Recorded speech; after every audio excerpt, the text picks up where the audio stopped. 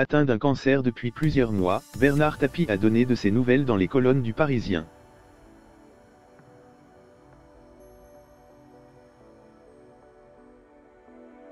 Et elles ne sont pas rassurantes. Comme toujours, Bernard Tapie reste combatif.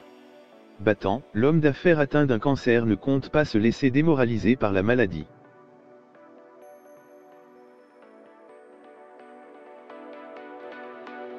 Pourtant, les nouvelles sont loin d'être bonnes. Dans les colonnes du Parisien, vendredi 6 décembre, il a expliqué être dans une étape très mauvaise.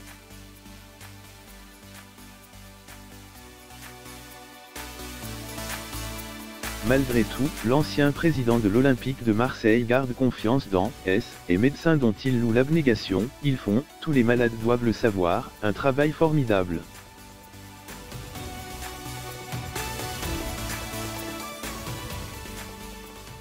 Toujours dans la même philosophie depuis l'annonce de sa maladie, Bernard Tapie ne veut pas baisser les bras.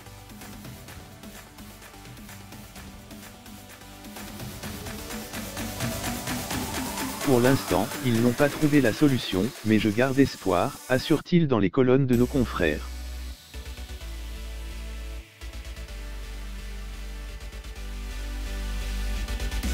Il y a quelques jours dans 7 à 8, il faisait déjà part de son état de santé des plus inquiétants.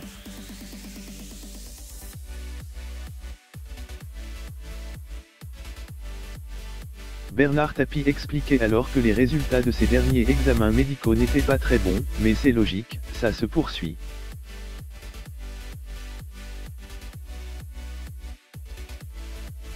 On a des bonnes nouvelles, des moins bonnes nouvelles. Bon, là, ce sont des moins bonnes nouvelles.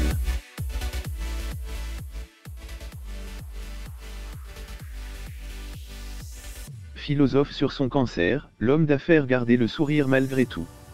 Mais les prochains examens seront bons, lançait-il, rempli d'espoir.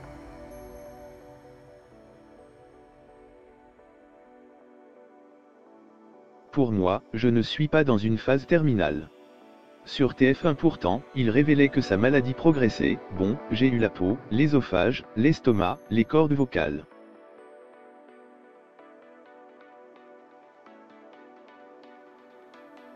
Maintenant ce sont les poumons.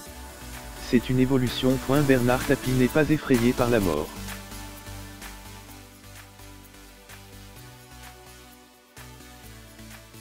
S'il est aussi optimiste face à la maladie, c'est parce qu'il a confiance dans la médecine d'aujourd'hui.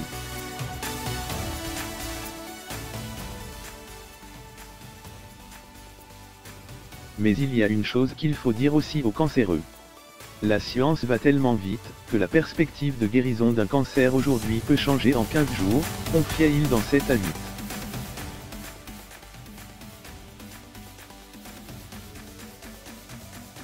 Et de continuer, je dois prendre en considération qu'il y a 450 000 personnes de notre pays qui souffrent d'un cancer, avec 2 ou 3 personnes qui en subissent les conséquences.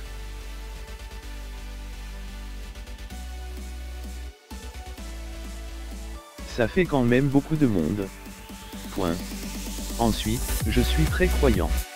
Et, bon, je ne dis pas que ça aide, mais les perspectives de partir ne sont pas les mêmes.